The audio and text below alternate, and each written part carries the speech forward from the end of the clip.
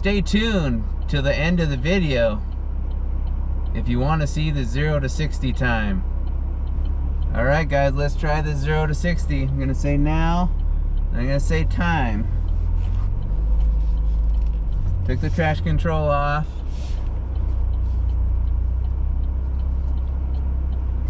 Now.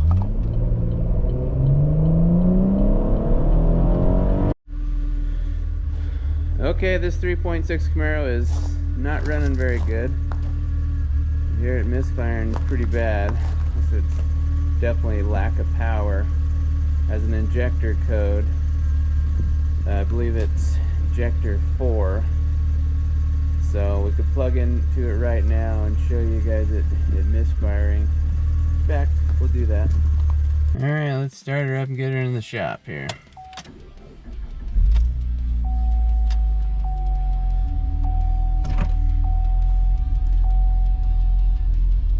Looks like it wants to die. Check engine light on. Plug it in here in a sec and see what codes it's. Before it was saying injector 4, but before we tear it all apart, I think we ought to do another check, make sure that we don't have something else, and just want to show you guys something, how you can look for this real quick. So I'll turn it off for this second, turn on our scanner. Ooh guys, look, I think I see something. I think we might have a CD in here. Let's see what we got. A free CD. Oh yeah, it's Undeniable, the multi-single. I have never, Missouri Reno. Well, put in the comments, have you ever heard of this group? I never have. Guess we might have to listen to it and see what it's all about. Okay, let's do some diag here. Okay, so let's check the code real quick. We'll just do a quick auto scan. Okay, engine misfire detected P0300. When you see this code, it's just the general code that always comes up if you have any misfire on any cylinder. So that one's really just goes along with the other one. Cold start rough idle, which is from the misfire. Cylinder 4 injector high control circuit high voltage. So that's a pretty good indicator that we either have a wire issue or a bad injector. We're guessing bad injector here, so we already have the injector to put in. That's just probably a code that's related to maybe the injector or just an erroneous code. Not too worried about that. So we just need to go after this cylinder 4 injector high circuit. We're gonna ohm out each injector. So I don't know what the ohm spec is supposed to be, but I can ohm out all the good ones and see what those are at, and then ohm out the bad one, and that should tell me. Just to make sure I'm changing out the bad ones, the cylinder should have a proper ohm reading to be able to work without going through a waveform test and all the other tests that maybe a real pro might do. But we can do quick things that we can test things without having to have all the fancy equipment other than maybe a scanner. Most even cheap scanners will do live data.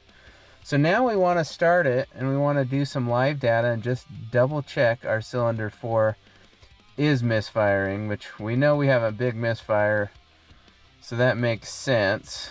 So let's just, we'll do that real quick. We'll go to live data. Like I said, most of these scanners, even the cheap ones, will have a version of live data.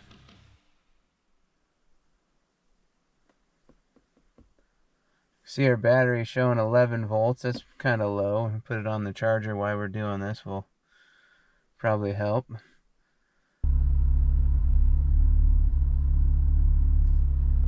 So now I'm just going to go into the PCM engine control module, try to get live data from there, because whatever I was at didn't like. Okay, so see if we can find a Misfire one. Misfire right there.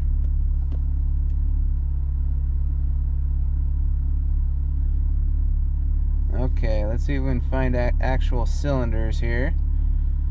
Old Misfire's 8. Misfire data. Cylinder 1 is even showing 2 misfires, which is could be related because it's trying to make up for cylinder 4. Cylinder 3 showing 2 misfires as well. Now it's showing cylinder 4 is not having any misfires. Now, could that be... Look, but the history is 2,935. Could it be that it needs to be deleted because right now it turned that cylinder off? Let's try deleting the code real quick and see if that will bring back the misfire on that cylinder here.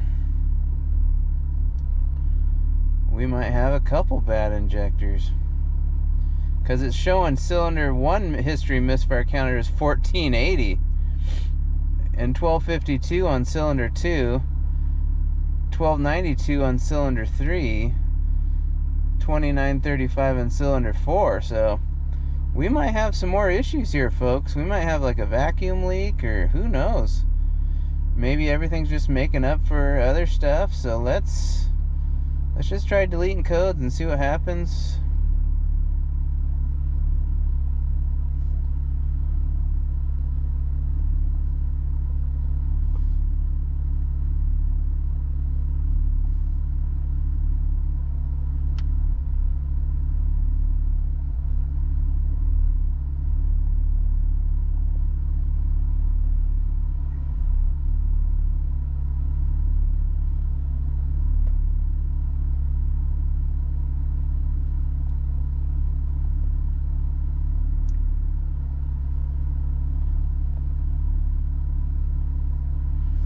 Okay, it's saying it deleted them.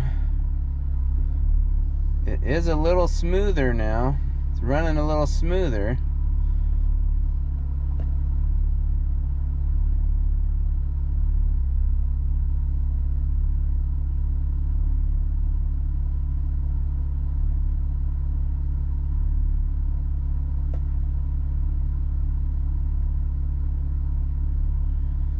Zero, cylinder 1,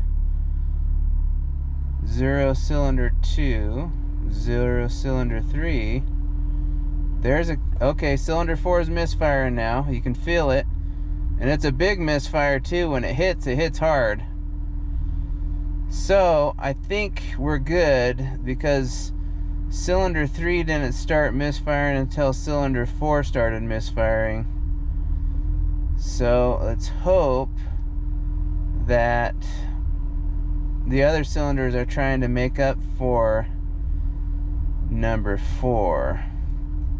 Alright, let's get after it. Okay guys, welcome to the video, the Camaro Fun and Fix today. Hopefully it's fun and fix, not just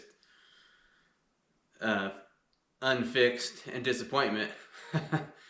Let's just hope we got the fun and fix. We're going to go after the cylinder 4 injector, and we're going to ohm out the other injectors just to make sure, because you don't want to have to do this twice. You don't want to change out the cylinder that it's saying is bad, and then you get done and you're like, oh, no, cylinder 2 was bad as well. So we want to ohm out the injectors and try to make sure we're not doing this twice. We need to get some, probably some stuff from the parts store, some some intake gaskets, and maybe we'll check the spark plugs. If they're easy to get and they all look good, then we may not need to replace them just offhand, because a lot of times people replace spark plugs and a lot of times you don't need to. Not a bad idea, good maintenance item. Also, coil packs sometimes are replaced, not always needed either. So just make sure you don't want to be spending a bunch of money going down a rabbit hole. So a lot of times the best way to do, if you have misfire, is just swap your coils around.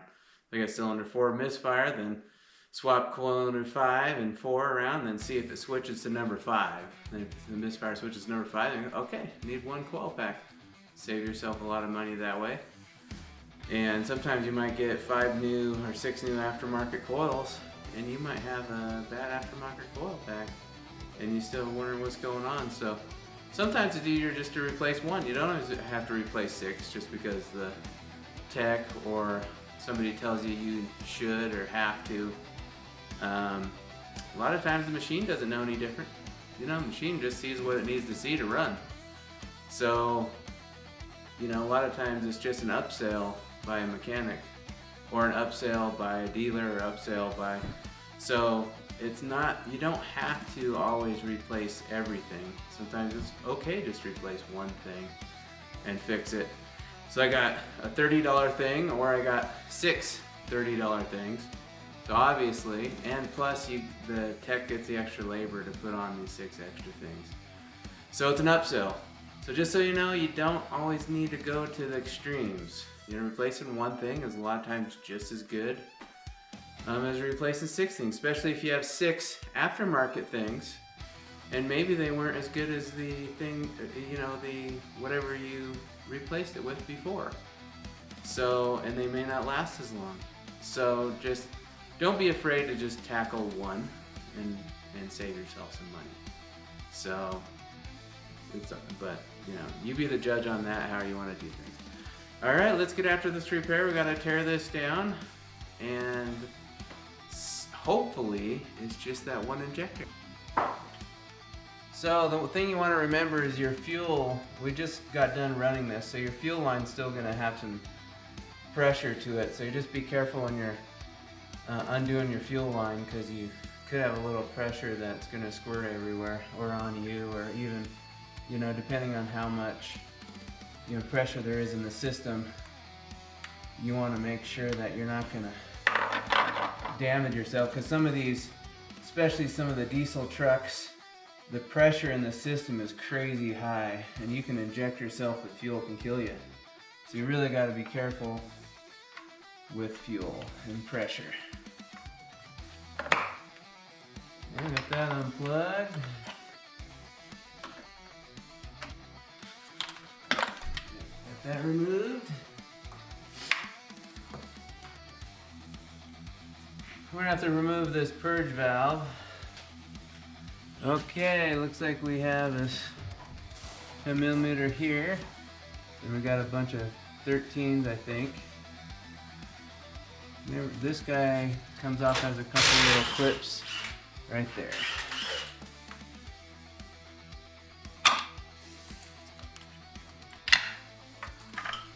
As this plastic stuff is brittle, be careful.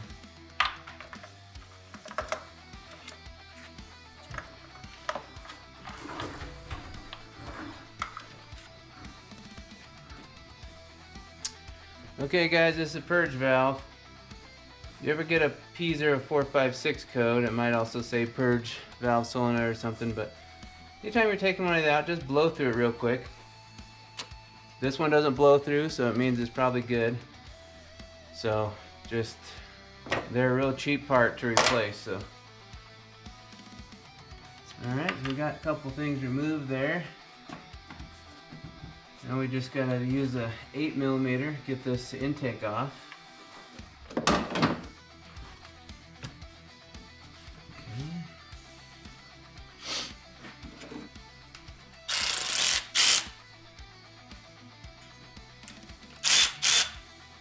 Okay, now let's get all these 13s.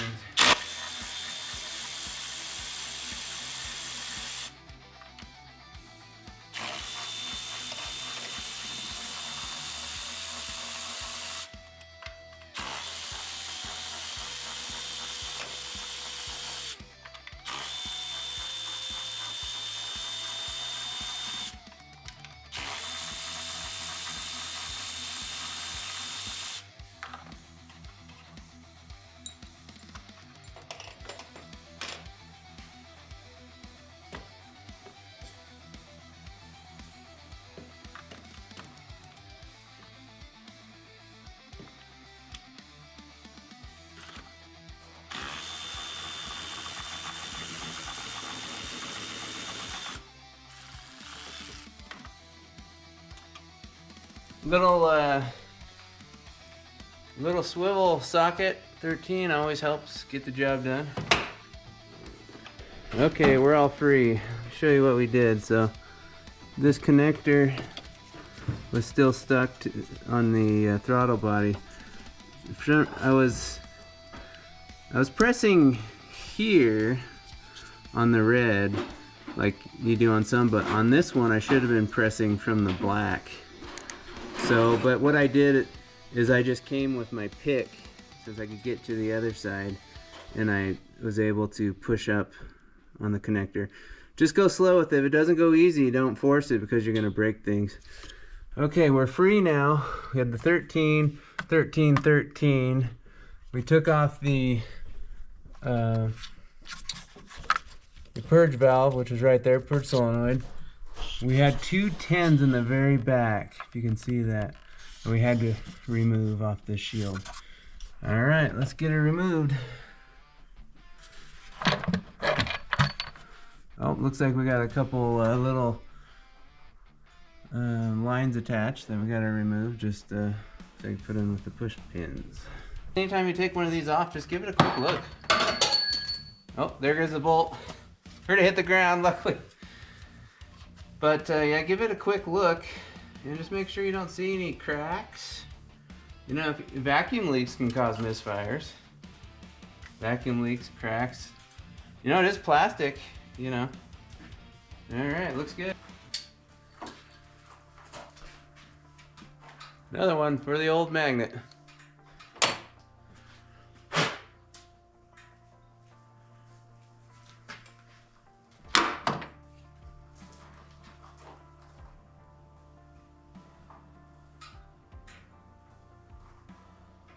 Okay, it just sits on there like that. This one definitely needs replaced. Look at that, that's sucking air right there. Maybe. But yeah, it's a little low there too. So you wouldn't want to put this back on. Maybe if it was still nice and spongy and seeing a good amount of you know, rubberiness to it. But this one definitely looks like it needs replaced. So you don't want to put everything back together and not get it. Make sure this is still working.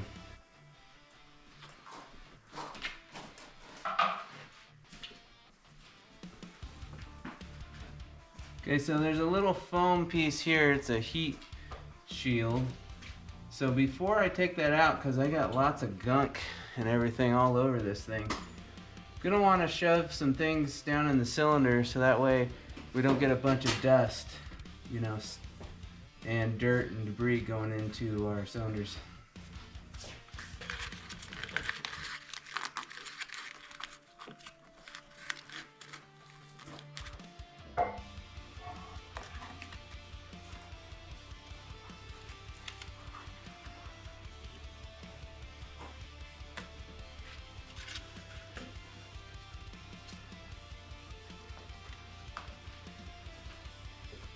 Now, just have to seen some people fighting these on the few videos, so I guess you have to kind of take them off at the same time. And we have to check, because I can't even get to the electrical ports to check the ohms here. So we'll get them both taken off and try to figure out which one number 4 is. I haven't done the schematic on it yet, I haven't checked, so check that, start taking stuff off.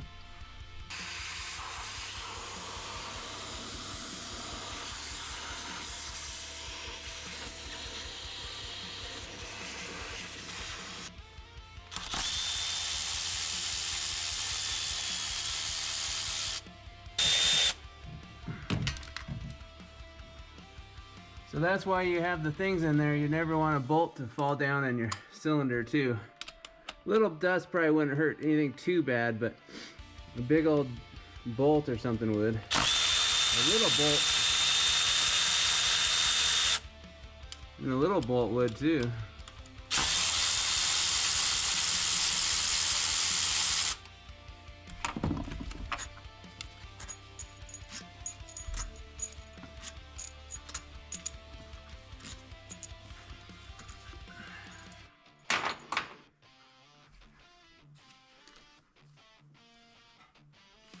think this is probably your fuel rail.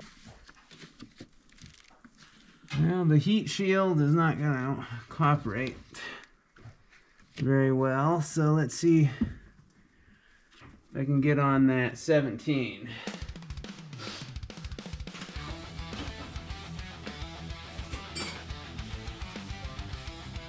Got one of these wrenches. Let's see if I can get onto it. It's kind of behind here out of view.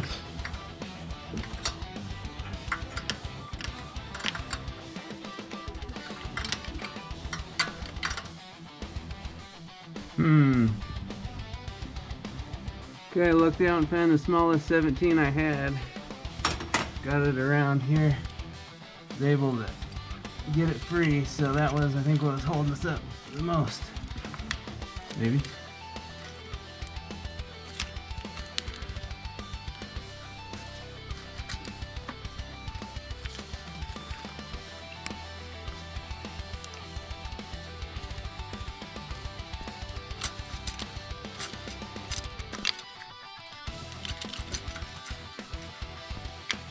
Alright, now that should help out quite a bit getting that off. Okay guys, got it out. Really difficult. It seems like it doesn't even come out that way, but it does. I did damage this one right here. I didn't notice I was doing it, but I damaged it. So I might have to do 2 injectors instead of 1, because I'm sure that's, I think that's probably number 2. It's either 1 or 2. So anyways, stuff happens. Just be careful. It's super, it does not want to come out of there. It's kind of a bad deal, but got out of there.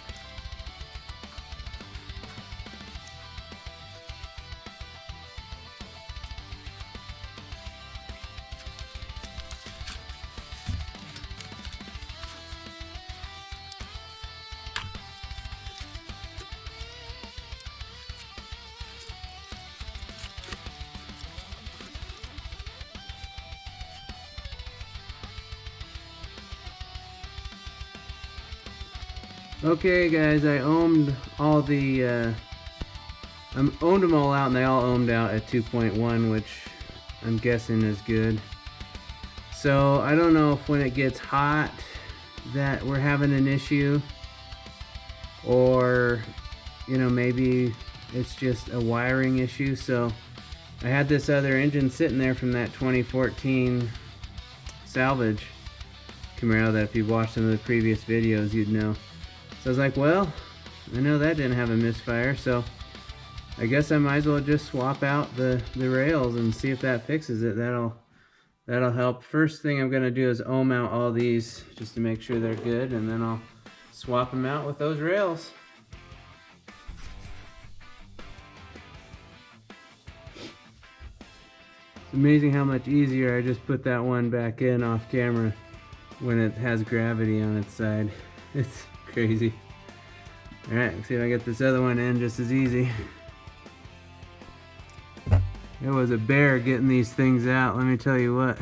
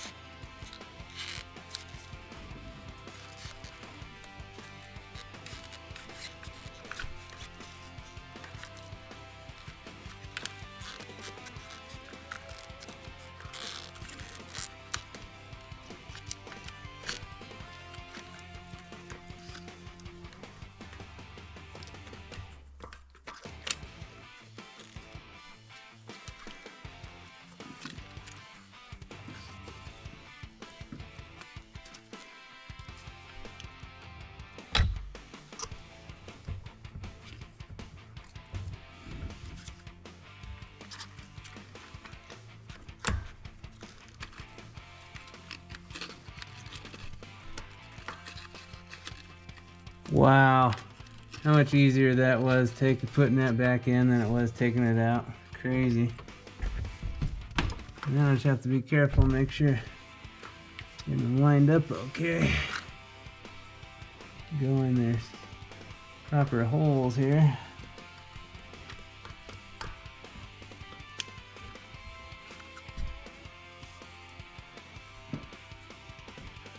I can see that's going to be the problem with this one here.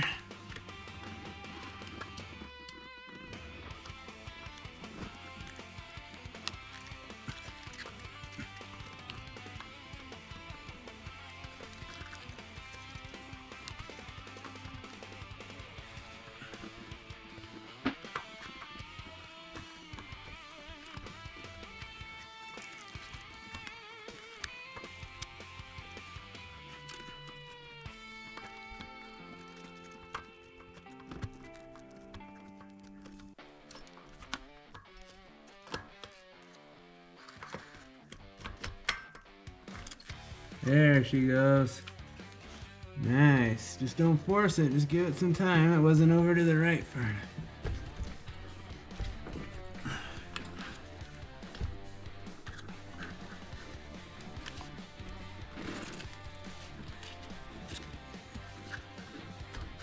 nice.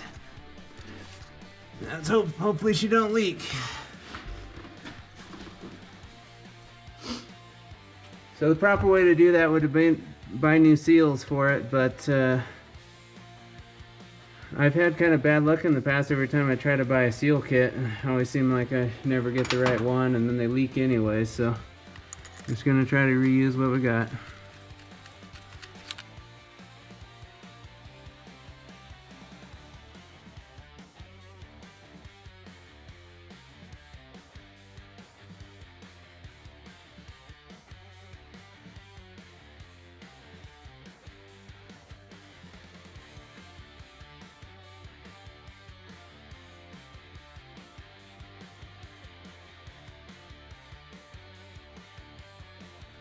I did find out on the other engine there's a bolt back here that helps take off this part, and so if I took that part off I could have pushed that back and got a little bit more room, which would have helped.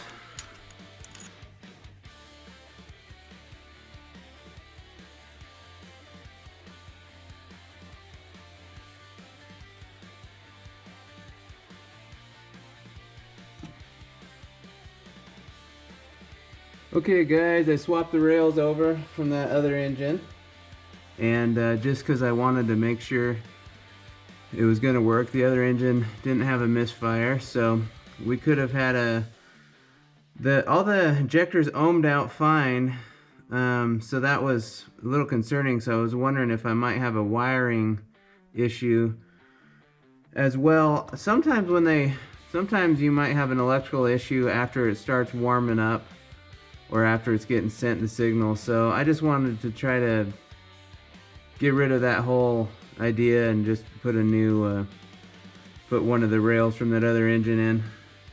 In fact, not a real great sign, but looking like I might have had a new rail put in this at some point. Or maybe not, maybe not. But yep, so we put those good rails we knew from the other engine in. That way we would make sure that we're hopefully gonna rule that out. So if it's still misfiring after this, then being that it's an injector code, you should be pretty confident that you have some type of a fuel delivery issue on that cylinder, or most likely wiring. If this doesn't fix it, then we probably got to chase down some wiring. So all right, we'll keep getting after it. Put this line back in here, fuel line.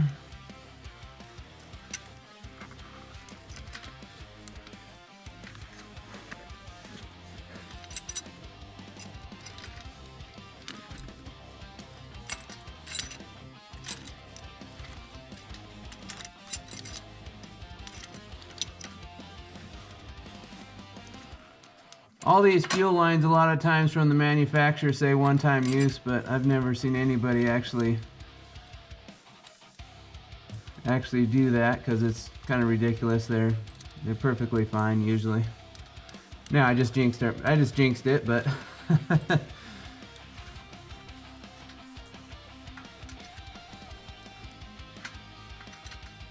alright, that went in pretty smooth. Now I just have to see if we can get a wrench on this back one to tighten it.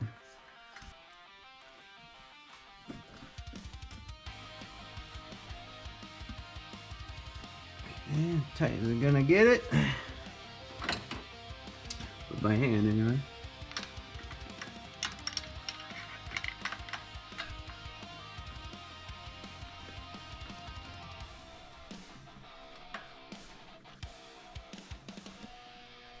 There we go, got it.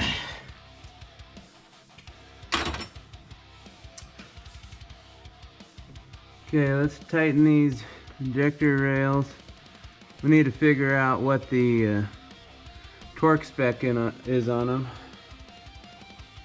Alright guys, let's tighten her down. I'm not really sure what the torque spec is. It said 15 foot-pounds. It might be correct, it might not. It just seems like maybe I just don't trust it sometimes. And especially I can't afford to break a bolt, so I'm just gonna do it by feel.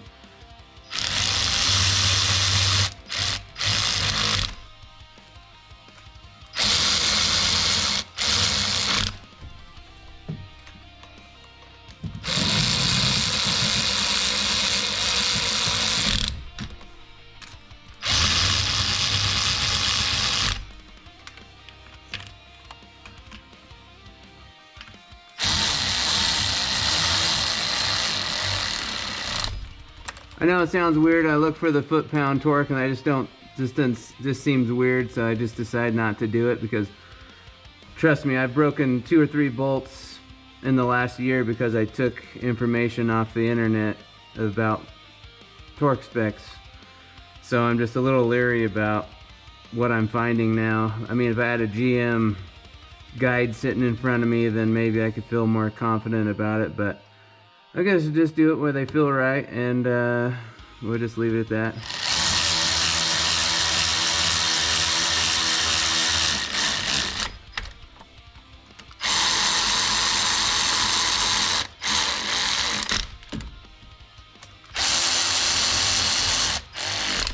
Also, on a side note too, just make sure you're double checking the torque specs you get off AI. I've had some wrong torque specs many a times off AI. It's like saying you gotta, you need, 300 foot-pounds on a bolt that, needs 100, so you just really make sure that you're not just taking whatever it tells you and just going for it. You gotta just double check, triple check before you get those torque specs.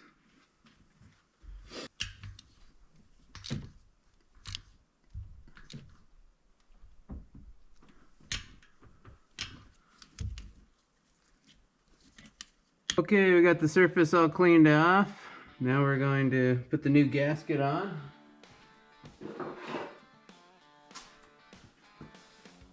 Alright, easy peasy.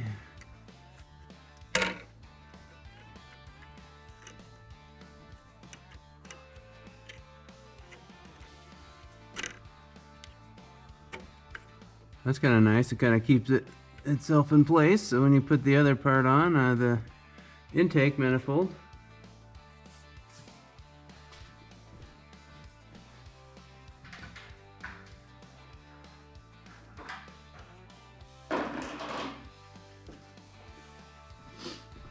oh, we forgot one part. We forgot the old heat shield here.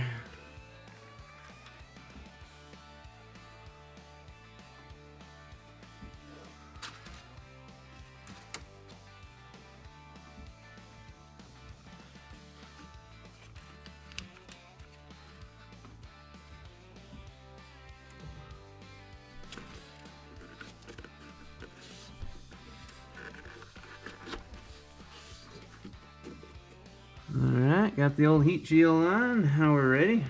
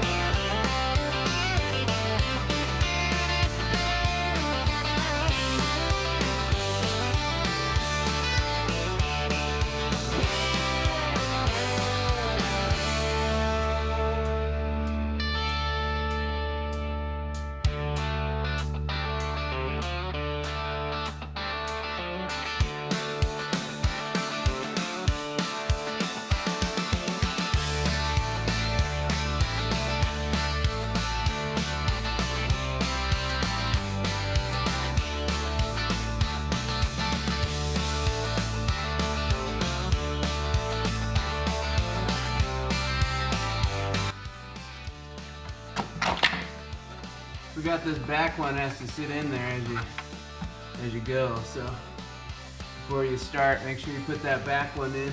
I'm gonna slide it back into place. Yeah. There we go. Got it. Maybe. Shoot it.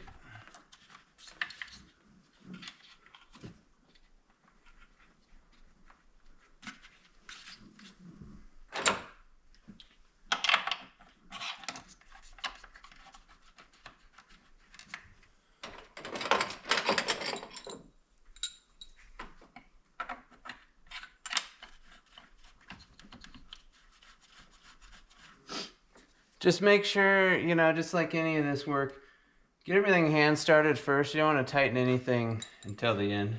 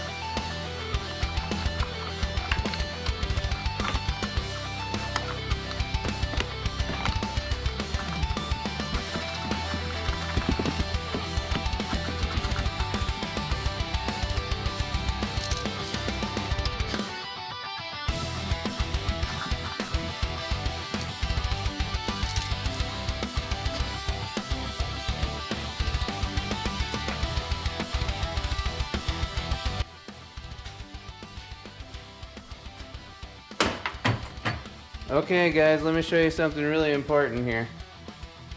That back bolt, and I was kind of wondering if it had a little bit, if it was a little smaller of a bolt, because I did bottom out. I didn't tighten it, I just thought it was tight right there. So I was like, huh, that is weird. So that back bolt is shorter. So make sure you don't be a crash repair dummy like me and have to do it all over again. So here we go again. Let's get the right bolt in there this time, folks. Pay attention where you're putting bolts. Learn from me, folks.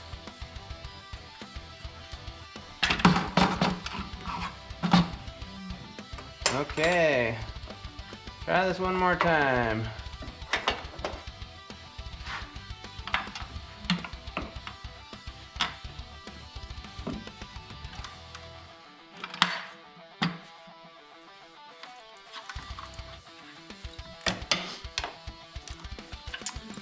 So if you watched the first part of the video, I took this thing off wrong. I'll show you how to put it back on in just 2 seconds.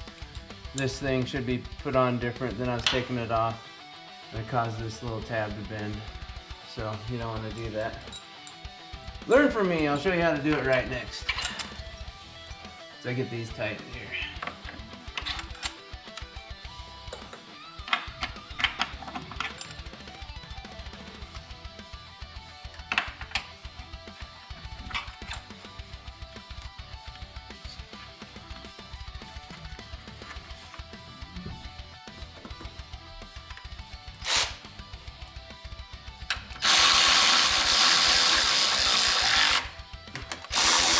Not really tightening them, just getting them so that I can tighten them.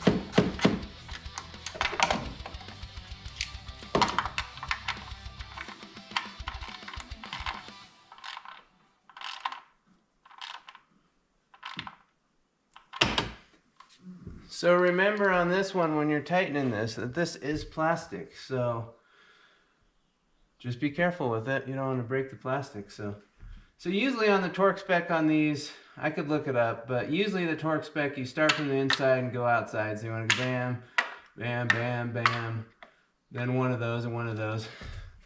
Most likely. I didn't look it up. So look it up, make sure you're doing it right. But generally speaking, inside outside is usually not a bad way to go. Every time you could have a little bit of a difference in each engine. So look it up would be a good way to go.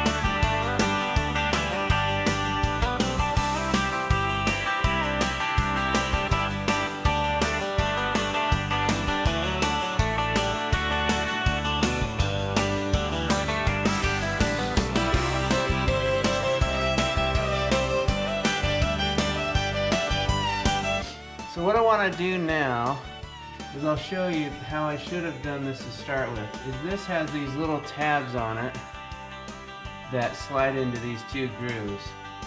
What I want to do is put that in there like that, and then slide that in. Oh, make sure it's down far enough, then slide her in. And now she is on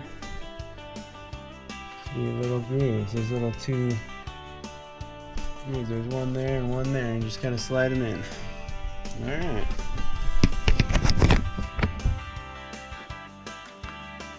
Another piece of plastic there, don't tighten that too tight. So if you're wondering about this wrench, I do like this brand of wrenches that I got, but this little thing sucks, okay? What happens is you get it flex in, you're good to go, then you always hit it, and like, oh, now it's stuck. It's kind of nice to have it stuck every now and then. So part of it's nice, but it's just too easy to press. You're like going like this, and boom, you hit it. Oh crap, now I'm stuck again. So I don't know if I really like it, guys. I think I would either like one that maybe is a pushover, or maybe just not have one at all. I don't know. But I really don't like that guy. Too easy to hit when you're working. Happens every time. But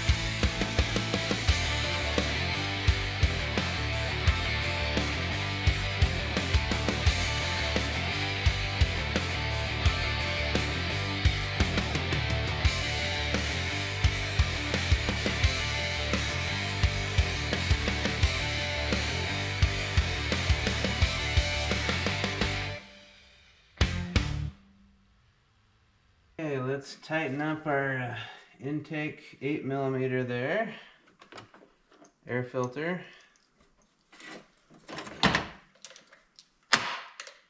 And then I think we'll be ready to give it a shot. How exciting, huh? Is it gonna work? Okay, you at home, take your bets. Is it gonna work? No misfires, or are we gonna have a misfire still? Let's hope, folks. Let's hope no misfires.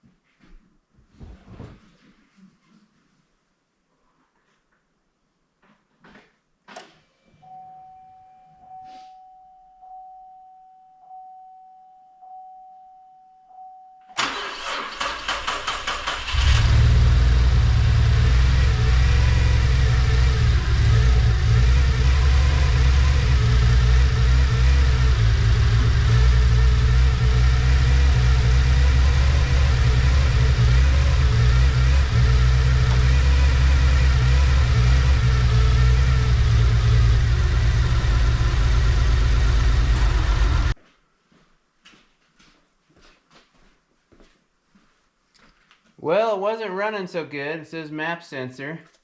Did I forget to plug something in? Oh, I didn't plug in the throttle body. Can you see that? All right, that might help. Let's see, let's try that again.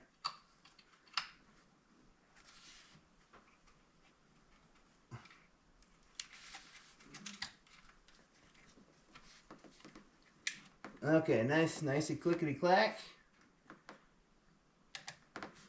Okay, let's try this again. Okay, that's plugged in. That's plugged in. Injectors are plugged in.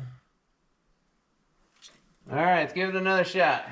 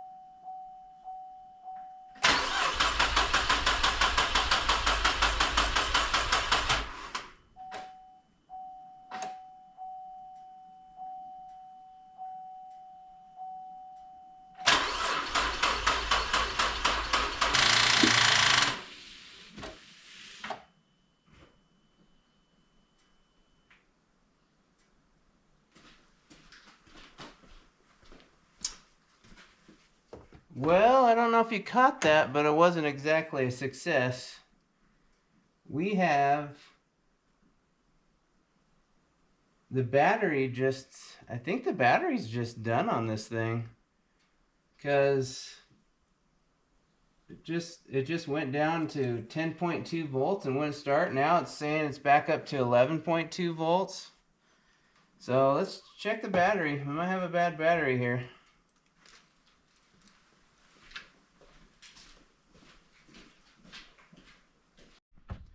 Alright, we got everything set up to do our battery test. Let's go to our battery test function. We have 800 cold cranking amps.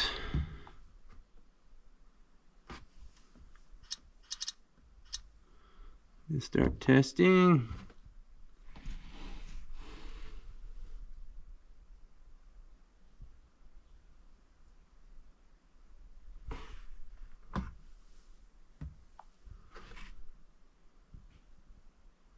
$178 cold cranking amps. Charge and retest.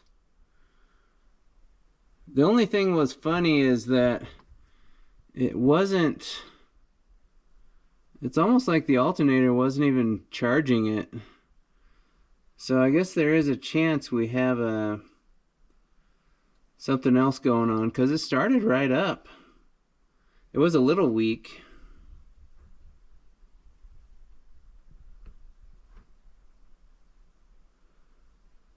Well, I guess we have 2 more batteries here that'll fit in there, and they're good batteries, so we'll just take it off and put it on the charger and see, put one of these others in real quick. Well guys, I almost wonder if we don't have a bad alternator, which it could have been causing some of the issues from the start. We have, the alternator's crazy hot, and we only had it running for a second or two. I really don't know what that means, if that's normal or not. But I'm going to do some research, and we'll try to figure this out.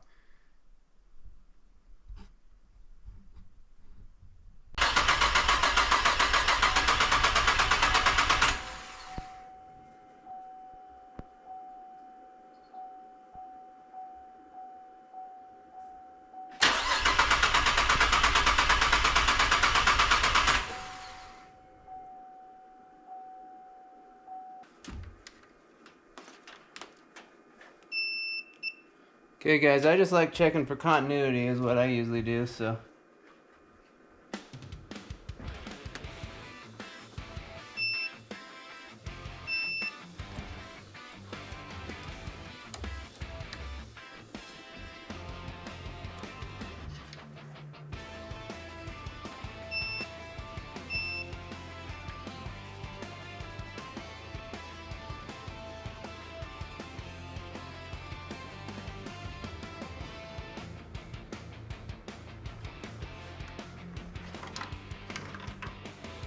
Well, let's hope this is the ECM fuse. This one's blown. Let's see. We had this happen in a previous video. Isn't this odd? Yeah, 15 is ignition.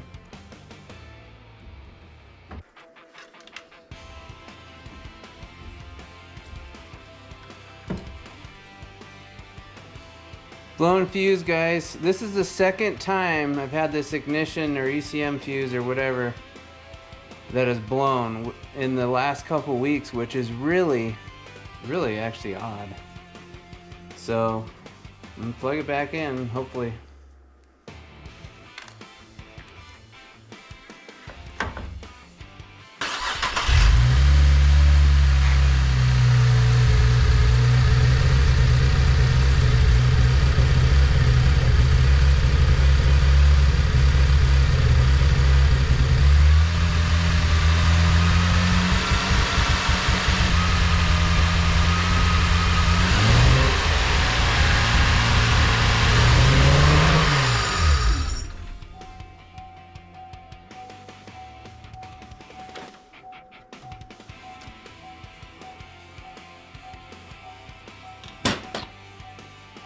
Alright, blew the fuse again. I'm not sure what's going on, folks.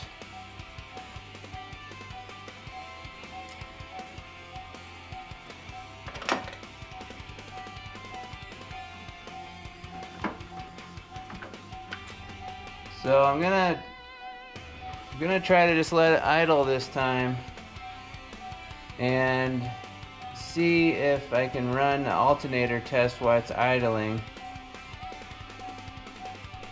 Okay, we were getting cylinder 1 control circuit and a bad misfire in cylinder 1. So obviously our used rails may have backfired on us, folks. Oh, feel my pain. Feel my pain. Alright, so what I tried doing is I was able to unplug the other rail because it was a hard code. It would not delete. So now let's plug in the other set of rails. Let's see if it'll let us delete it.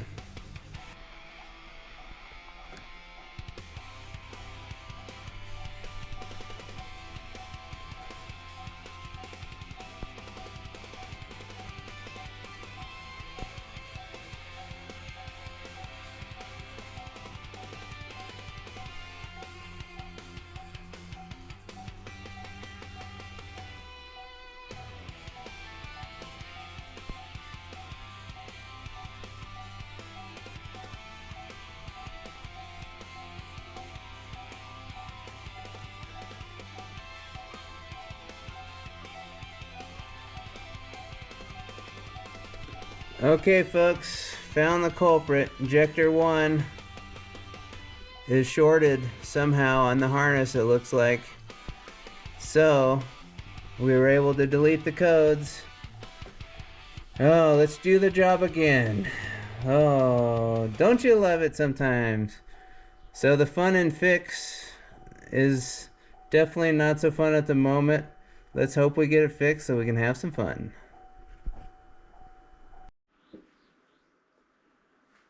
Alright, this job was so fun, I guess I get to do it again. So, we did find out for sure that number 1 was causing, it's probably the wiring, is causing the fuse to blow.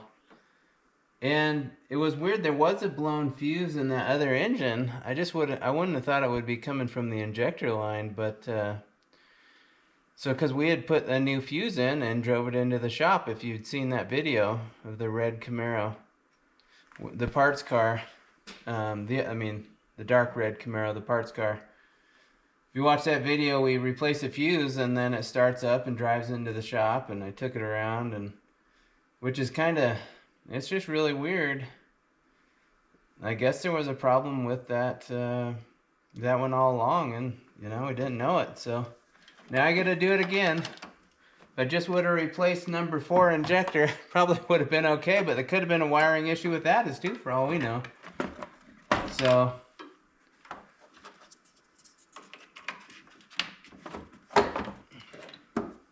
alright, let's get tearing it apart again.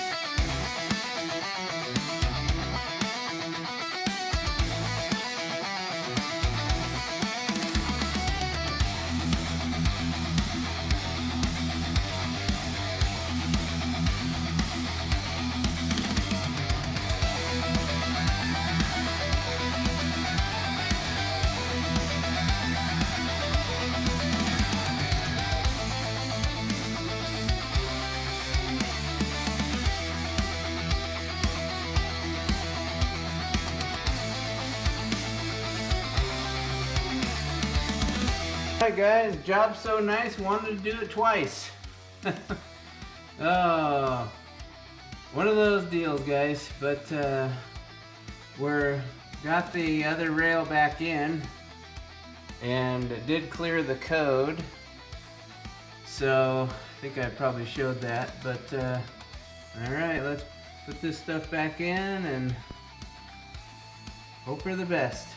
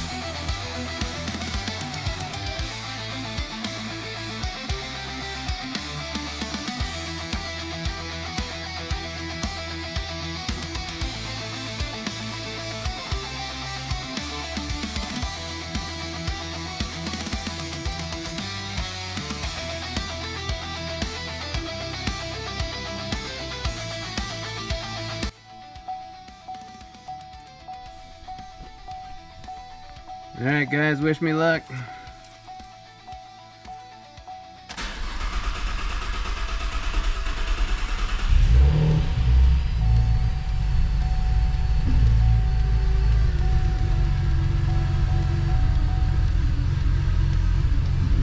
It's gotta get fuel pressure again, so it is normal to have a little bit of this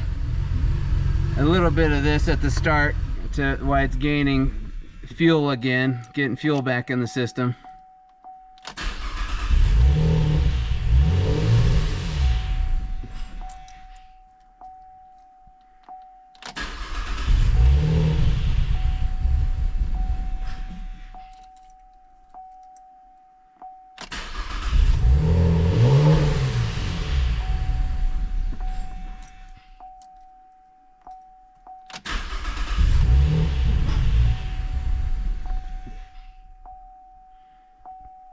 Seems like a little bit more than usual, doesn't it?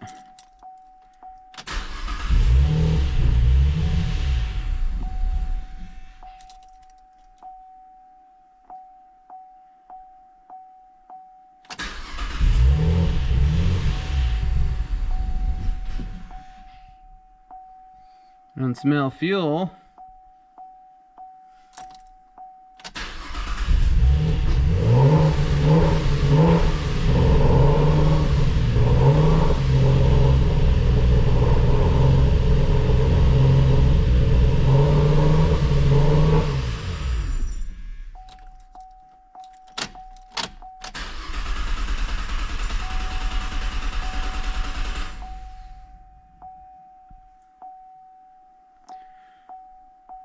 Seems like we may have blown a fuse again, doesn't it? Wow. This is getting ridiculous here. So after that initial start, there was a bunch of codes in the system. And for whatever reason, it blew that fuse again. But I'm showing 0 misfires now, so I'm loving that. I'm feeling pretty good. Now let's see if we rev up the throttle and see if it kills that fuse again, which is really weird. Maybe it was just because of those codes that were in there, and also a combination of the fact that it was running so bad because of those codes and the fuel, you know, having to get up the pressure. So wish us luck.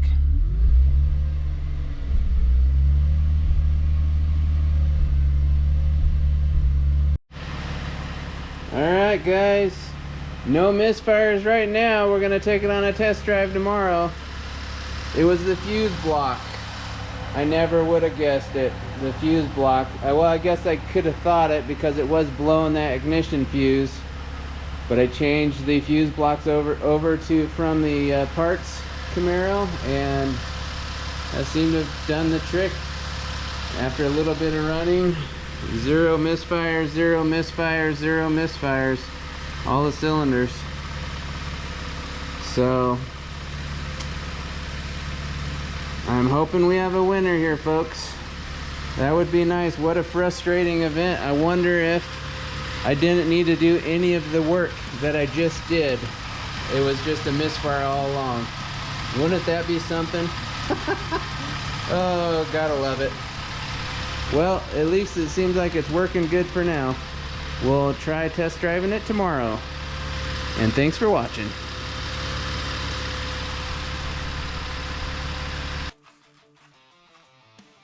Only thing I did notice is like this new one doesn't have any of this foam, backer foam on there. So I mean, are we supposed to reuse this stuff? I mean, it's like, good luck with that. Huh.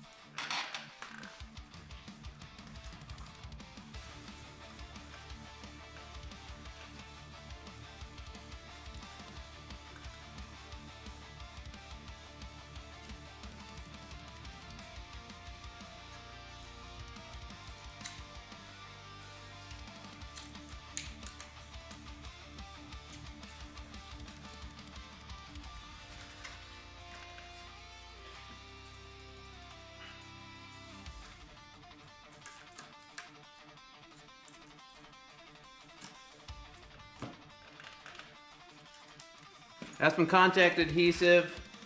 This will be for, I think this one edge doesn't use staples, it just has adhesive, so.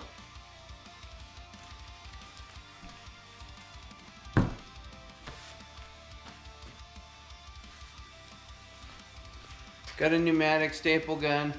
I found in the past this is very hard to do without a pneumatic staple gun because it's really hard to staple this plastic.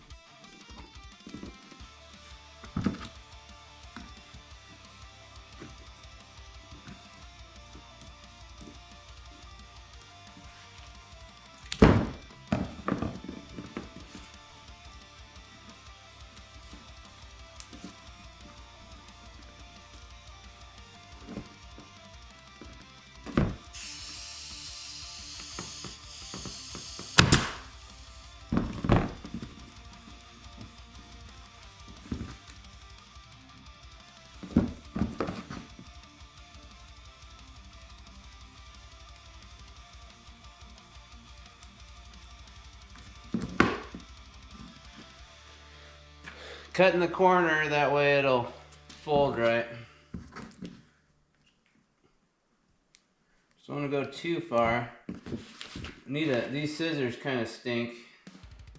Could use a razor blade. I have a really pair of sharp scissors someplace.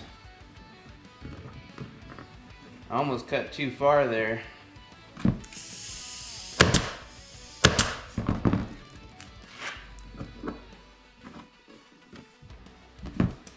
That should work. Whoops. Oh, actually that works. I thought I got too close to the edge there.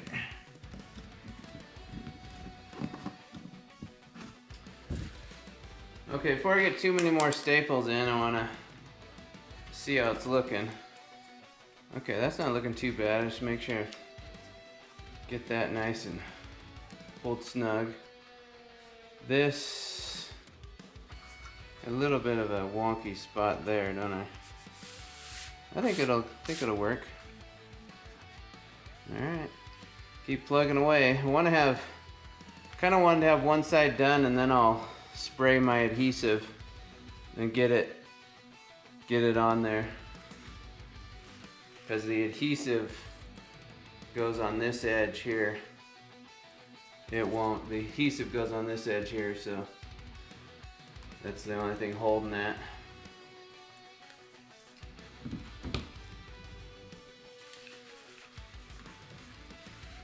Okay, we'll get some adhesive down.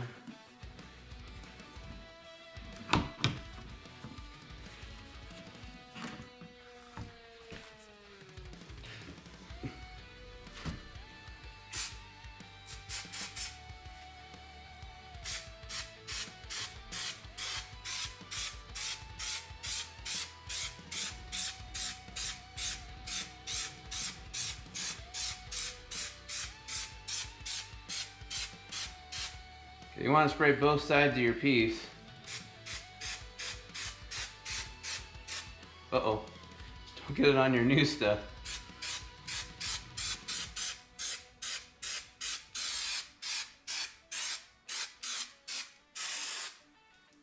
Okay.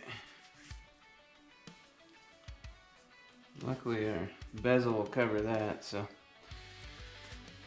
I am not a professional at this, so you upholstery guys out there, you might hate it, so. But I just want to make it look a little better. And if it comes out too bad, we'll just delete this like it never happened.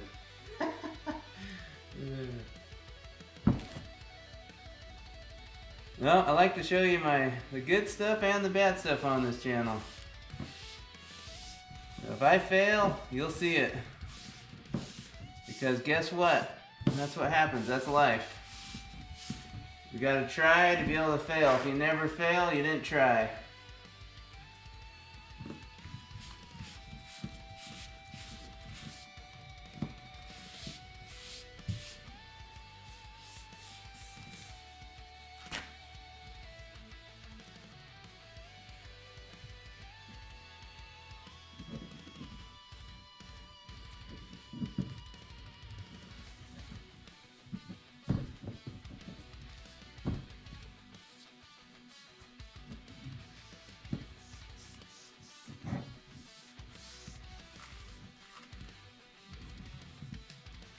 Would have liked to go a little bit further in there, but I think it's gonna work.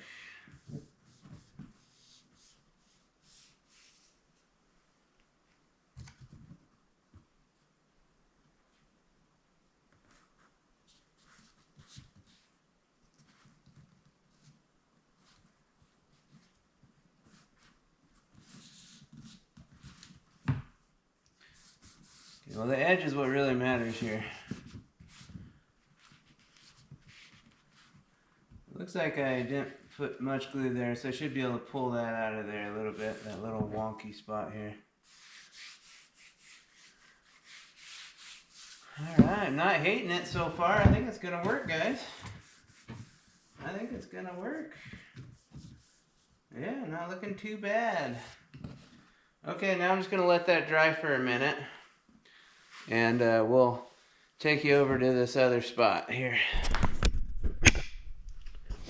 Okay, this car has lots of these little spots in the clear coat. As you can see, at least one there. A lot of times, if it's just on the clear coat, you can get away with clear coating over those spots and it should blend. You have to use professional grade 2-part clear coat though, or it won't eat into the previous coating. So we're gonna try a bit of a quick fix. Not gonna be perfect, but it'll look better than it does right now. I guarantee you that. The nice thing is it's just clear coat that's going to be getting on stuff, so it's not like I'm not really going to see it too bad. So that's why I'm just doing a quickie tape job here. Is everything quickie today? Everything's quickie. We got a store-wide saving on quickies. Whatever that means.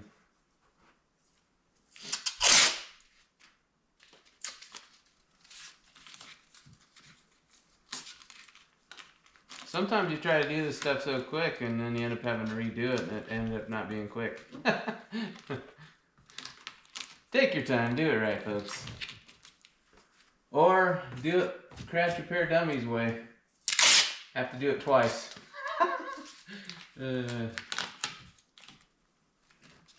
Hey, you gotta learn better if you gotta do it twice. So I'm figuring it'd be kind of hard to tape to this edge, so I'm just taping to the side of the chrome. A little bit of the chrome will get hit by some clear, but ain't gonna hurt nothing.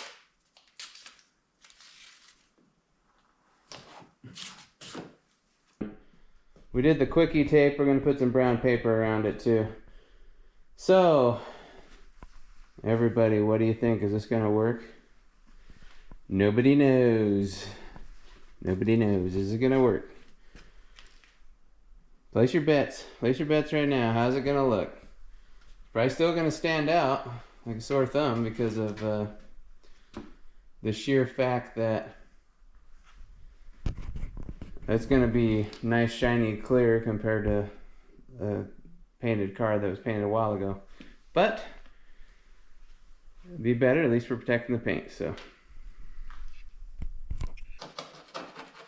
we're gonna take 1000 grit. We got 1000 grit right here.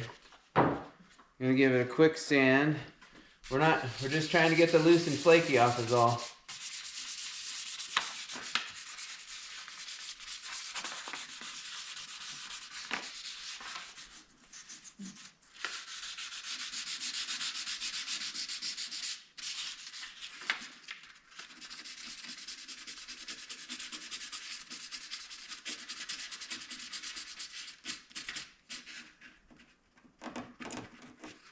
Sometimes it's almost easier to start with to get your fingernail out. Get it all out, gone with the fingernail. Really trying to be careful. We don't want to mess the clear coat up too bad. Because we're trying to save the clear coat. Because the clear coat's still sticking. Not the clear coat, the base coat. We're trying to save the base coat. The base coat's still sticking, but the clear coat is coming off.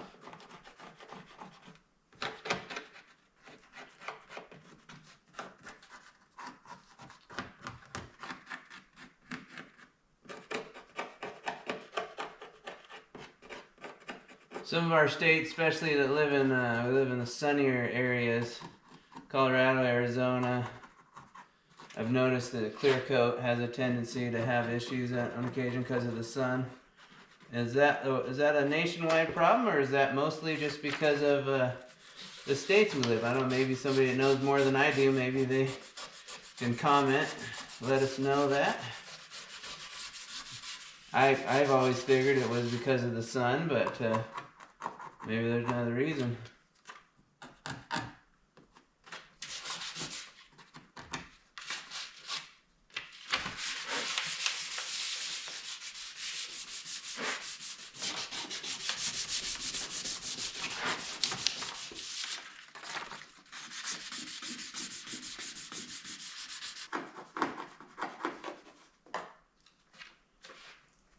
So just so you know, you ask a professional to do this, they'll say absolutely not. Because it's not going to be perfect, that's for sure. Just going to look better than it did.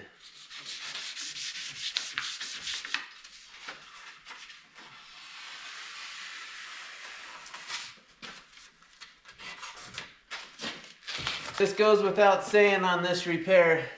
This is a do at your own risk. This is not a professional repair. This may work. It probably won't work. We're giving it a try to hopefully make it look a little bit better. It's not going to look great. It's still going to look like crud, but maybe we can protect the paint and make it look a little better. Let's see how it comes out, folks. I know what you're thinking. Why don't you just paint the whole bumper? I'm just trying to show people that there's a way to save your base coat, you know, if you don't, especially, you know, sometimes a lot of people's base coat looks like this, looks all choppy. So, it's possible.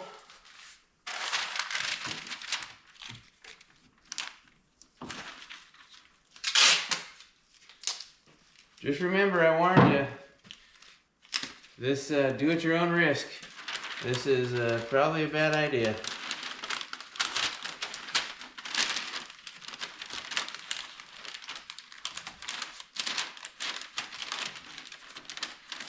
Might make it look worse after we're all done.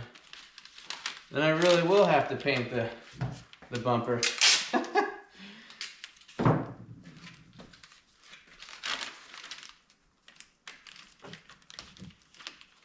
Sometimes being a crazy guy that just likes to try stuff, sometimes it's beneficial, and sometimes you end up regretting it. We'll see. We'll see how it comes out.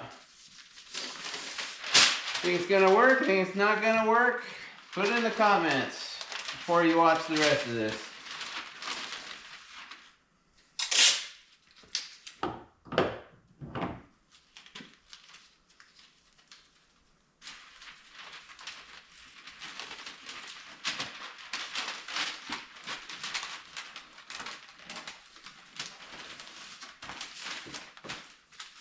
Will the new clear coat eat into the old clear coat? I'm actually wondering that. Because it's got to eat all this stuff and make it look right. I don't know. We'll find out, won't we?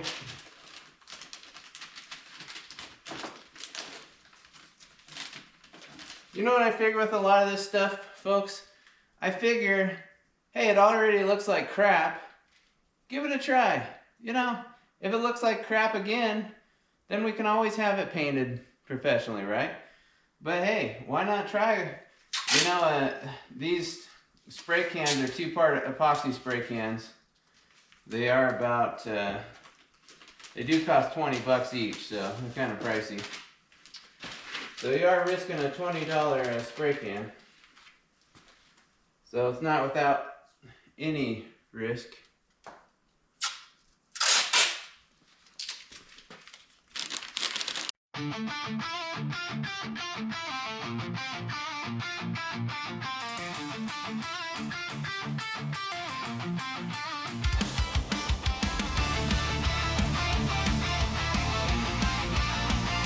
Show you how bad it looks. Okay. See how bad it looks now. Clear coat flaking. I didn't spend a ton of time. You've seen how much time I actually spent getting everything ready, which was obviously you have the black spot like there. That's still gonna be there. That's not coming out. Okay.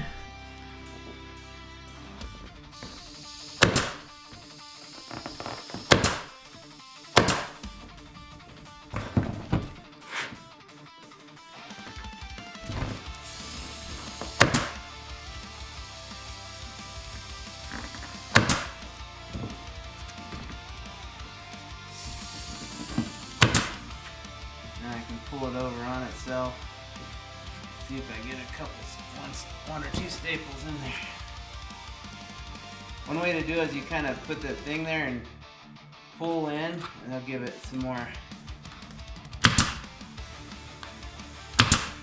Okay, that didn't look too bad. Our edges are looking too bad. Right there, we got a little bit of pullage there to do. I think pullage is a word. Anybody correct me at home? Pullage? Is that a word?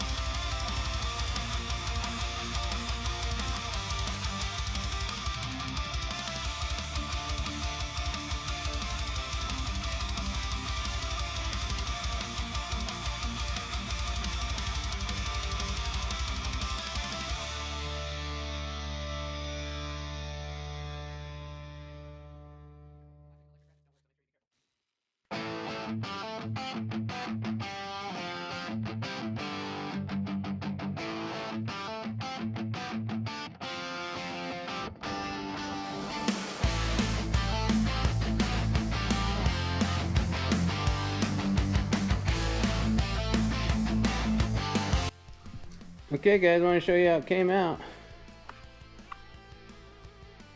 Pretty decent, guys. Pretty decent. Not perfect. Spend a little bit more time, maybe get it a little bit more perfect. But I'll sit like this, and I think it looks pretty darn good. I need to try to tuck in that edge a little bit maybe. But yeah, pretty darn good. I'm happy with the way it turned out. Especially for a quick fix there. Alright, over to the paint. This is how I knew it would come out, because I only spent 5 minutes doing it. So, still see the little bubbling. Get a little bubbling. If I would have took a little bit more time, got some of that little bubbling out. I put a little bit too much on the second coat. I should have waited. Got a little bit of runnage. But like I said, this is just kind of just to protect your clear coat, protect your paint. Kind of is going to stop the bleeding, stop the rest of the clear coat from flaking anymore. All these little flaky spots, you could probably get out if you spent some time actually, you know, really going over them with a fine-tooth comb with your getting all those little flaky spots out. But this isn't a fix. This is more of a stop the bleeding. Stop the bleeding, get all the chunky stuff off of there, and keep it from getting any worse. So, hope this helps. Like I said, not a fix. stop the bleeding. That's what this is. So I think we accomplished our main goal. We made it look a little bit better, and we stopped the bleeding, so that's not going to flake anymore. And let's show you the other spot here. So the other spot kind of had that dark little tinge to it. So not going to be able to get that dark little tinge out. But yeah, you know, said stop the bleeding. That's what this was about. Just put a band-aid over a, you know, a bad spot. You know, it's going to be a scar. It's going to be a scar there, but you know what? If you're at home and you don't have the money for a full paint job, maybe you have the money for a $20 spray can, and you can just stop it from getting any worse. And that's what we did here. Hope that helps. Alright guys, give you a little update on the Camaro fun and fix. So far we haven't had much fun. Had a lot of fixing though. So it kept blowing this fuse, and this fuse right here, which is for the run crank, 15 amp, 16.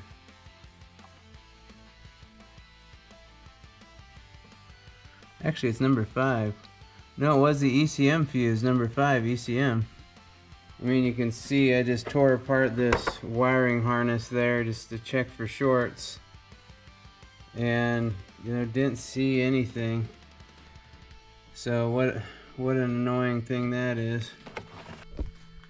Yeah, so we tore apart this wiring harness just because a couple people online were talking about how they had chafing wires. So I guess it looks like I gotta tape up everything again. Isn't that always fun? So anyways, that was a waste of time. But so I finally, you know, I started to notice it just, I had the scanner on it, and I just noticed it was running. When it was running, it was kind of going up and down on the idle, which I noticed before, but the voltage was also only at 11.8 to 12 while running. And anybody, the alternator should put out like 13.5 volt range or more while charging. So I put my scanner on there, diagnostic, the multi-tool, and it only was putting out, you know, 11.8, 12 volts. And so what I'm thinking is going on is we have a bad alternator, and then it would pop that fuse when you'd really give it the gas. And I'm just guessing that it's just not regulating the power that's coming out of it and causing to blow that fuse. But boy, what a project for, you know, everything I've had to do so far to try to figure this out, because I didn't have an alternator code in the computer. So let's hope that's what it is. So it makes sense. What else would blow the ECM fuse? And this is the new ECM off the other car. So I was able to get use my J2534, which is a programmer, and I was able to buy I spent $45 on the GM software to program this used module out of the other Camaro. Programmed it. After I programmed it, you have to do the immobilizer. It wouldn't start. I did the immobilizer, started right back up. So like, oh great, because I thought maybe the ECM was telling that fuse to blow for whatever reason, or there was a short on the board. Hit the gas, pop the fuse again.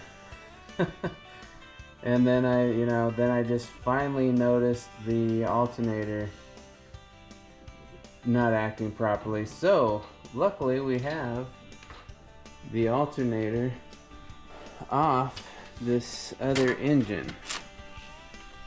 So I guess we get to have a little fun and take it off. At least we'll know how it comes off easy. boy, this is becoming more of a fix, and I don't know, hasn't been a fixin' fun yet, that's for sure. Let's hope at the end it's a fixin' fun. Oh man, this one's been a bit of a nightmare, but I suppose if we're having a bad current coming out of the alternator, that can cause a lot of problems. Let's hope, folks. Let's hope this is the solution. Alright, I better undo the power, or else I might have a bit of a shocking situation. Look at all this room, guys. Man, V6 in a spot where a V8 could fit. Man, you get so much more room. Look at all that room to take everything off. The alternator came out just fine. Even didn't have to unplug it until after he got it out. It's got plenty of slack on the cable, so I got the plug out, which goes right there. And then now I just have to take out the bolt for the electrical. Inspect your cables while you're at it. That's a little funky little sign there. I'll look at that. But yeah, inspect your cables. I kind of look where it's routing. It's routing underneath the engine over there to this little red terminal. Just make sure you don't have any, you know, ground goes to the fuse block here. So it's, I know I tightened that already, so should be good to go with all that. So check our cable that the alternator hooked to. Doesn't look melted or anything, so hopefully we just have a valid alternator. Let's hope, folks.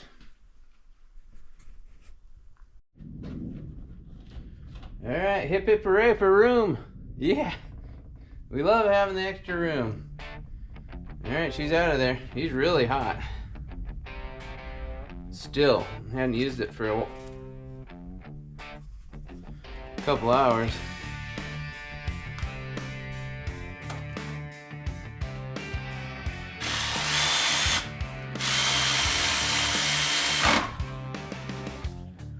Man, electric ratchets, gotta love them.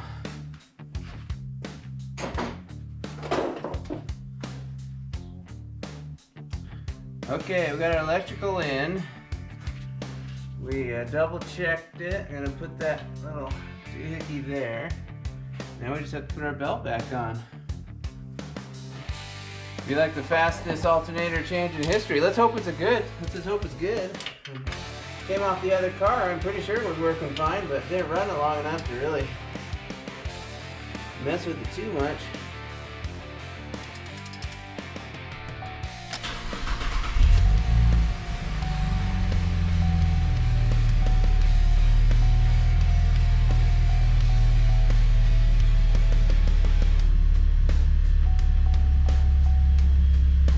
So far so good. I don't want to jinx it.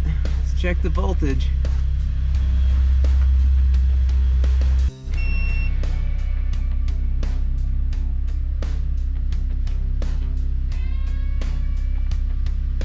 So far so good, guys. Was that our problem all along? Alternator. Man. Did I do all that work for nothing, folks? Feel my pain.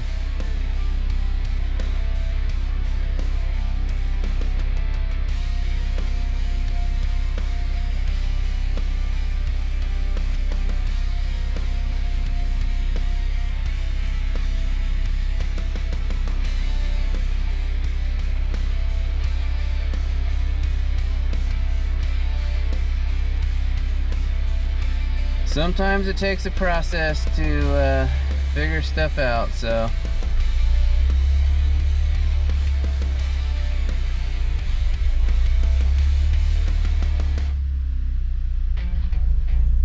And a little misfire there, though.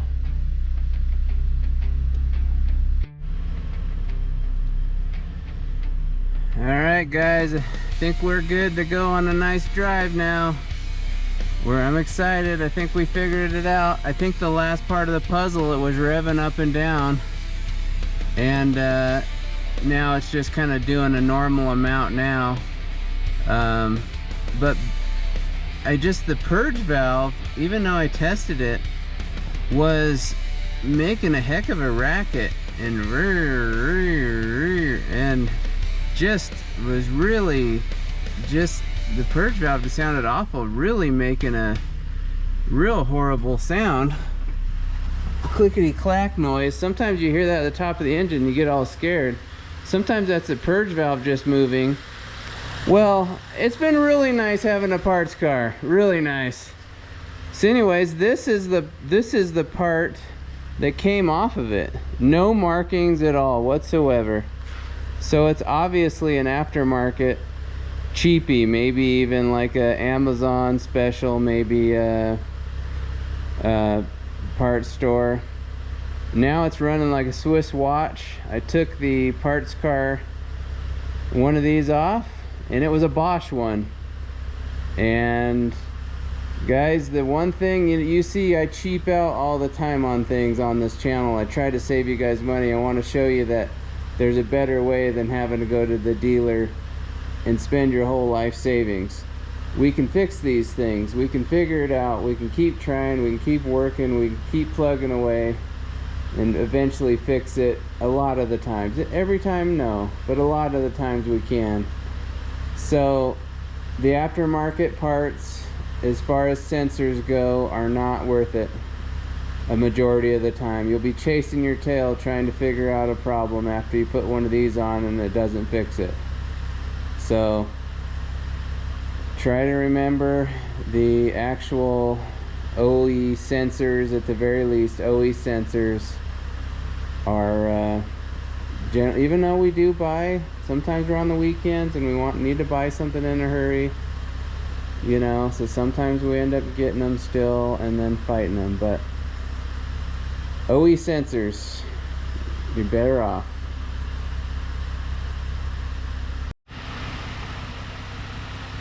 Alright, she's running nice now. I guess we need to take her on a nice test drive and maybe tape up all these wires. Oh man, what a waste of time. Well, I'm happy though. We got her, we figured it out. So that's the way to do it, you know.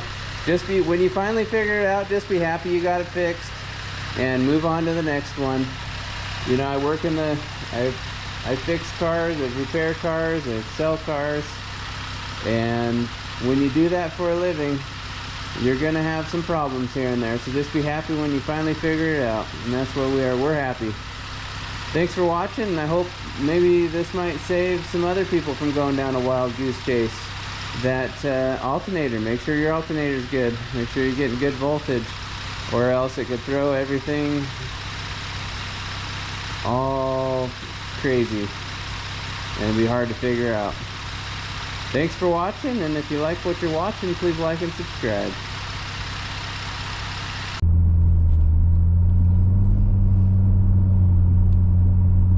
Okay guys, welcome to the Camaro Fun and Fix video. We had a lot of fixing before we could have any fun on this one. This was a very challenging one and had a lot of things happen to it that I've never ran across before, at least one of the things. So on this one, bought it from the auction, and it had supposedly had a transmission issue and maybe a misfire. So when I got it, thing ran like crap. Just didn't even want to drive it home. Put it on the trailer, and I know some of this will be on video when you watch it, but I just want to kind of give you a synopsis of everything that happened. And you know, my whole goal on this channel is just to show you guys at home that you don't have to pay the dealer. You don't have to just, you know, pay that $200 an hour. You can figure stuff out. Alright guys, let's see how this Camaro runs.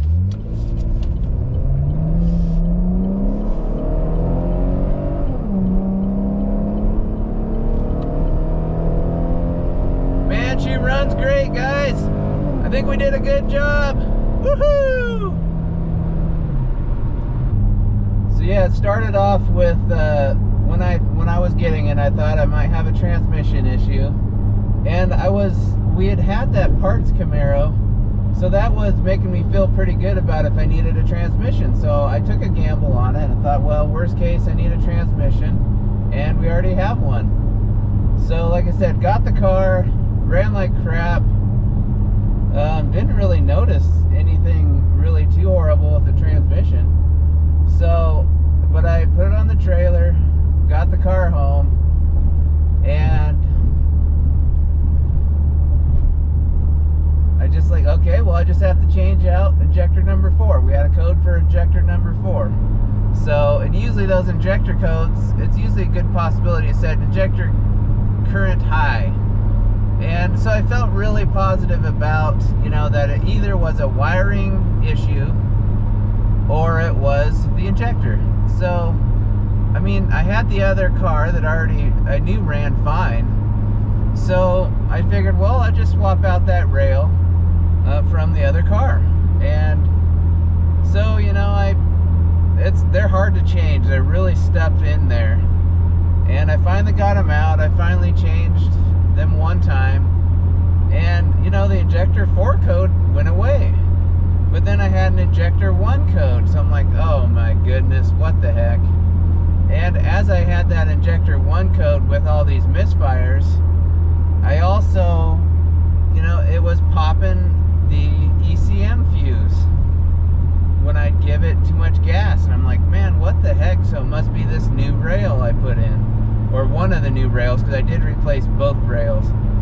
So I put the old rail into the 1, 3, and 5 set of injector rails, and that did pretty much take away the misfire. So I'm like, okay, well, good, I think I got this figured out.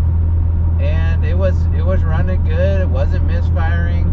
It still would do this RPM shift with at idle. So that was a little odd. So then I figured, well, okay, well, I think I got it though. Maybe it just has a bad gas, or who knows, maybe it just needs to run and kind of learn itself after all those injectors. I did a injector learn, I did or idle learn, I just all the fuel trim reset. I tried those things, and it seemed like I was running okay. So I took it for a quick test drive, and so I gave it a little bit of gas, quite a bit of gas, and it popped the fuse again. I'm like, what in the world? I'm just about ready to give up, maybe get Robert involved, who, if you've watched the channel, you've seen Robert. He's a good mechanic. And so I'm like, what the heck? So I plug it in again to my scanner. Oh, before that I like ripped all the wiring apart, because I was watching a few YouTube videos. They were, saying you could have a chafed wire, and so that's what I was thinking. I have a chafed wire. So I'm looking at the chafed wires, trying to see if I can find anything. Couldn't find anything. Everything looked pretty good. So I'm just like, what in the world? Okay, so I'm thinking, oh, this other Camaro I have, okay, I have the new fuse block. So maybe it's a bad fuse block. Put in the new fuse block.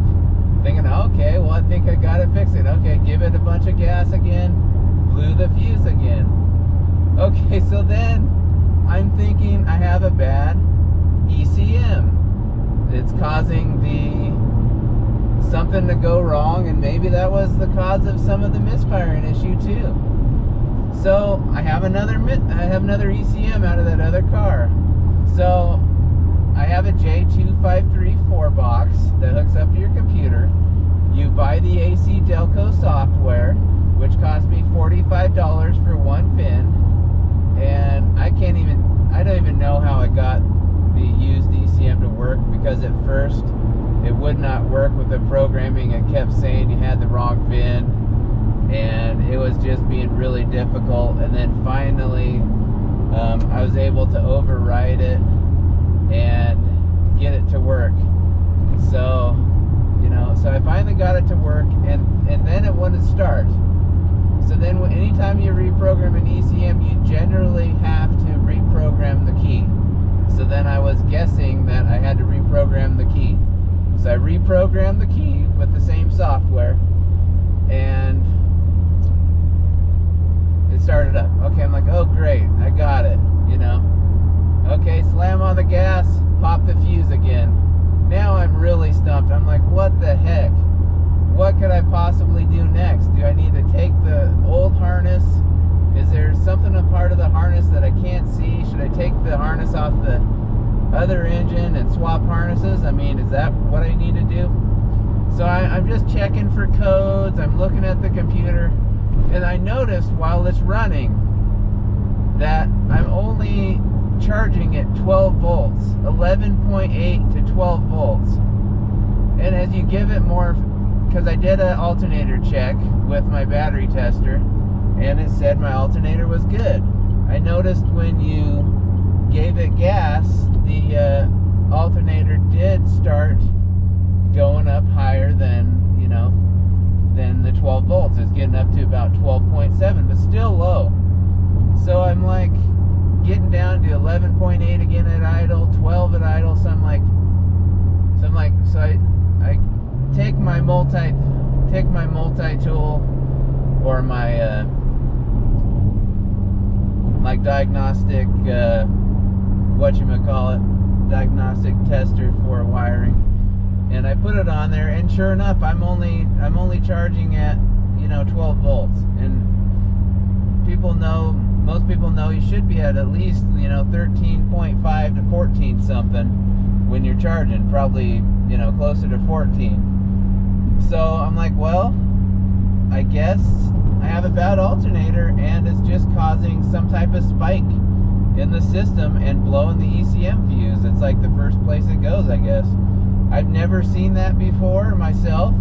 Now, if you've seen that before, let me know in the comments. I'd be interested to know. Like, maybe I should have noticed that to start with. I thought I had a bad battery to start with, which I did, but it did actually, the battery did come back after a good charge. So I replaced the alternator with the one from the other Camaro, and that fixed it, guys. That fixed 90% of it. That fixed the blowing the fuse, that fixed the everything. So I'm like, great. Man, I can't believe it was the alternator. That was a really weird issue, but man, I'm glad we got it fixed. So I'm you know, all the misfires are gone. It's running pretty good, but it's still doing this thing, and it's not as bad as it was before, but it's still going up maybe a couple hundred RPM up and down. So I'm like, what the heck? So I go around to the front of the engine, and I find that the purge valve, which I had already tested, I blew through it and it seemed good, was making a heck of a racket. It's a clickety-clack sound. Sometimes it almost seems like your top end is going out. But yeah, it's clickety-clacking really bad, and you kind of hear a kind of an air noise in a way, like underneath the intake someplace, like kind of letting loose here and there when it makes that up and down RPM. So I'm like, well, let's swap the purge valve. So I take the purge valve out. It's got no name on it whatsoever. Probably an Amazon special. And so I swap it to the one that was on the other engine. And the other engine, the one that came off of there, was a Bosch. And I swapped the Bosch one on there, quieted it down. Now it idles perfect. It's running great. Couldn't be happier, guys. It was a process, and thanks for coming along the ride with us. But this is a confirmed fix, and we are having fun with it right now, driving it over this pass that's close to my house to show you guys some of the pretty scenery where we live. We're going to go a little farther than we did last time, show you a little bit higher, a little bit more of the mountains. And I can't wait for this summer. We'll be probably taking some of these trips with these fun and fixes. These are more fix repairs and a little bit of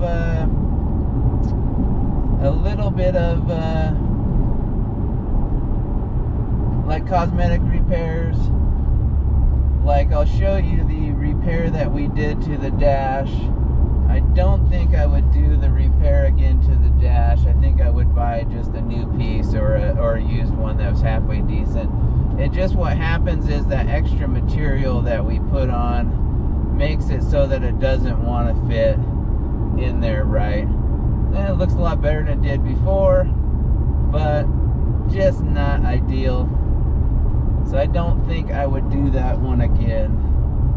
I'll show you what we did to the clear coat.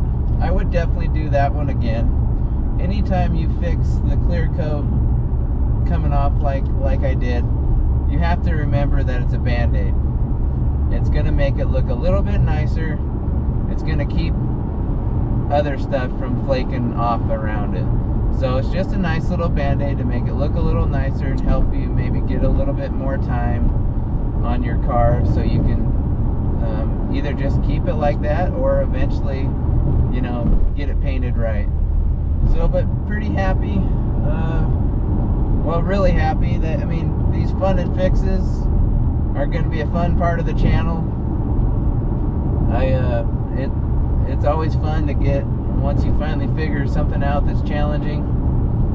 And if you want to know the cost of everything, basically, I would have had a new alternator and an injector.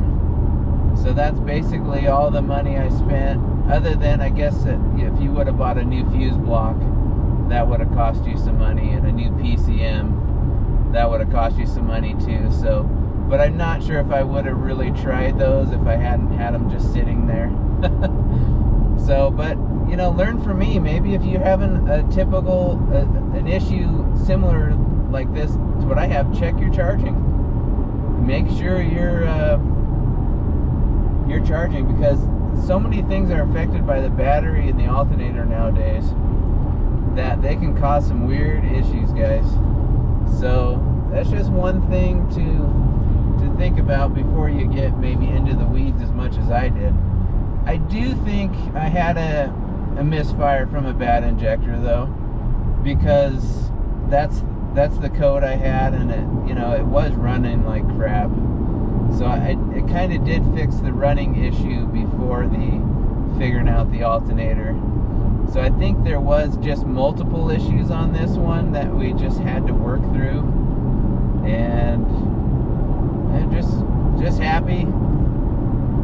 Here on a beautiful day in the Colorado mountains.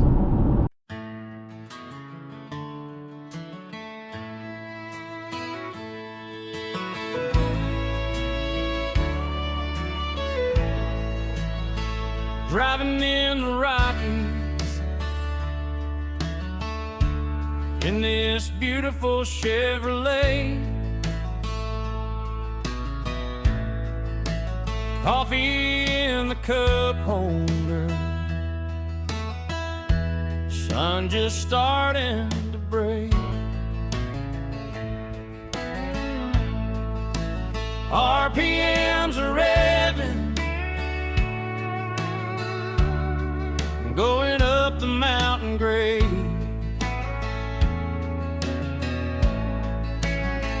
Hands on the wheel, heart about to fade. But this Chevy keeps on climbing, engine singing out my name. Breathing thin air, windows shaking, I ain't turning back today. Driving in the Rockies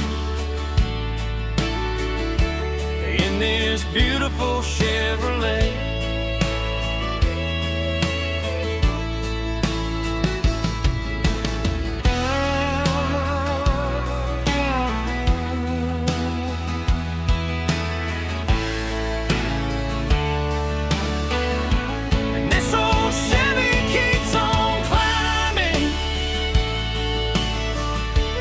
Engine singing out my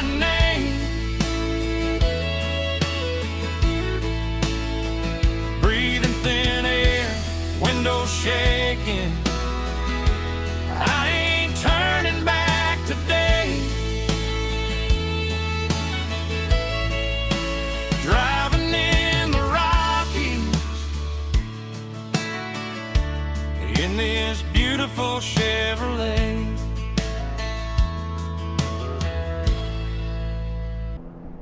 Okay guys, here's the reveal.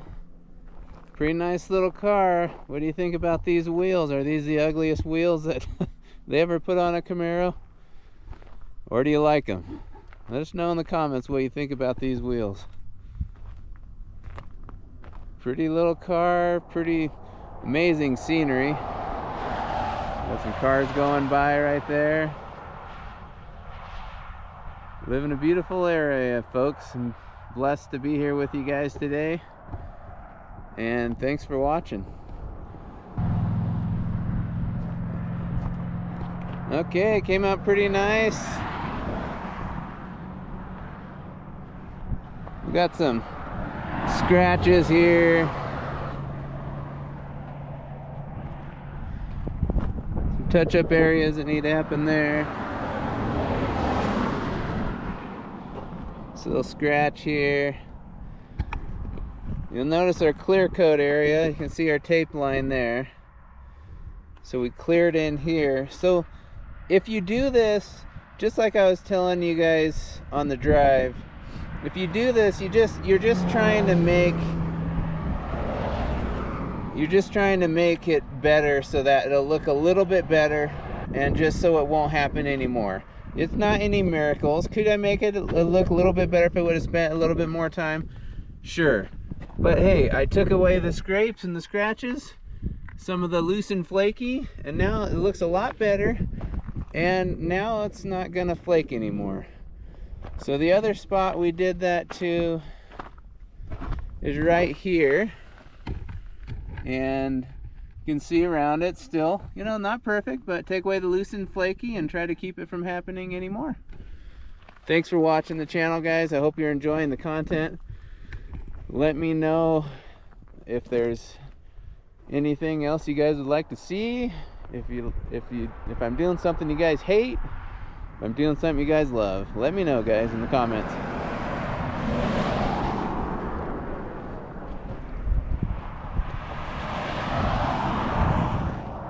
Nice car, beautiful scenery, beautiful day.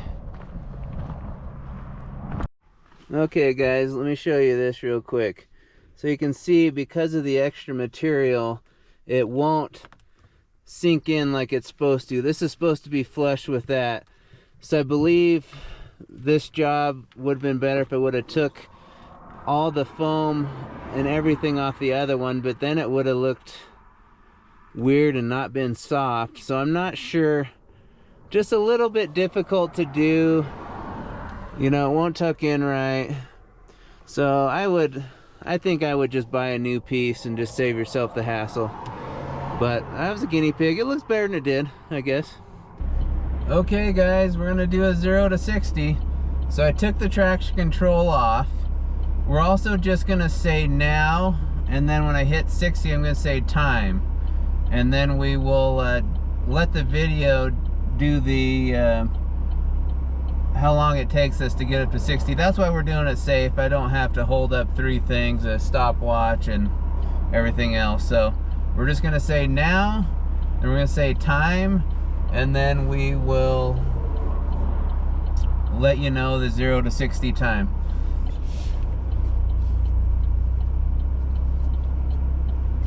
Now.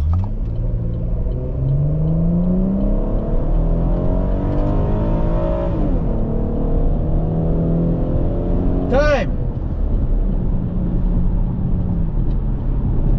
Man, that went pretty quick. That was fun.